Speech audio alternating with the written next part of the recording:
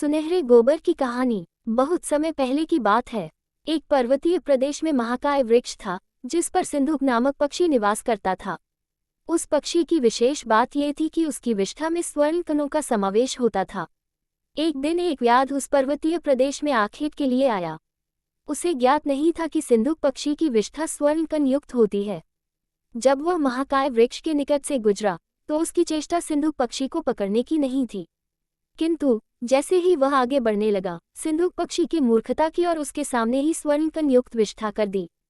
स्वर्णकण युक्त विष्ठा देखते ही व्याध में लोभ आ गया और जाल डालकर उसने सिंधुक पक्षी को पकड़ लिया। घर आकर उसने उसे एक पिंजरे में बंद कर दिया, किंतु पूरी रात वह सो नहीं पाया। वह सोचता रहा कि यदि किसी तरह इस सिंधुक पक्षी और इसके स्वर्णकण युक्त विष्ठा की बात राज्य के राजा तक पहुंच गई तो राजा उसे दंडित कर देगा। वह भयभीत हो गया। दंड से बचने के लिए उसने निर्णय किया कि वह स्वयं ही राजा से भेंट कर सिंधुक पक्षी के विषय में उन्हें जानकारी दे देगा और उपहार स्वरूप वह पक्षी भी उन्हें दे देगा।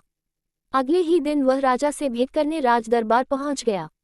वहां उसने सिंधुक पक्षी प्रस्तुत करते हुए उसकी स्वर्णकण युक्त विष्ठा के विषय में राजा को सब कुछ बता दिया। पूरी बात जानकर राजा ने अपने सेवकों को आदेश दिया कि वे सिंधुक पक्षी व्याध से लेकर उसका विशेष ध्यान रखें। सेवकों ने वैसा ही किया। उस समय दरबार में राजा का मंत्री भी उपस्थित था और ये सारा घटनाक्रम देख रहा था। उसे व्याध की बातें मूर्खतापूर्ण लगी। उसने राजा को परामर्श दिया कि ऐसी अनर्गल बातों पर विश्वास करना आपको उपहास का पात्र बना देगा, इसलिए व्याध की बातों में न आइए। राजा ने मंत्री की सलाह मान ली और सेवकों को आदेश दिया कि सिंधुक पक्षी को स्वतंत्र कर दिया जाए। सेवकों ने आदेश का पालन करते हुए सिंधुक पक्षी को छोड़ दिया।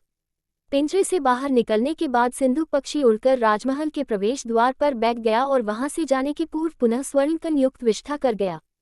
जाने के पूर्व उसने कहा, पूर्वं तावदः मूर्खो द्वितीयः पशुबन्ध्यः ततो राजा च मंत्री च सर्वं वै मूर्खमंडलम्। अर्थात सबसे पहला मूर्ख मैं था, जिसने व्याध के समक्ष विष्ठा करके अपनी मूर्खता का परिचय दिया। दूसरा मूर्ख व्याध था, जिसने व्यर्थ के भय में उसे राजा के सम्मुख प्रस्तुत कर दिया। तदुपरांत राजा और मंत्री तो मूर्खों के मूर्ख निकले, जिन्होंने व्याध के कथन पर विश्वास न कर उसे छोड़ दिया। इस प्रकार इस राज्य में मूर्ख मंडली का जमवाड़ा है।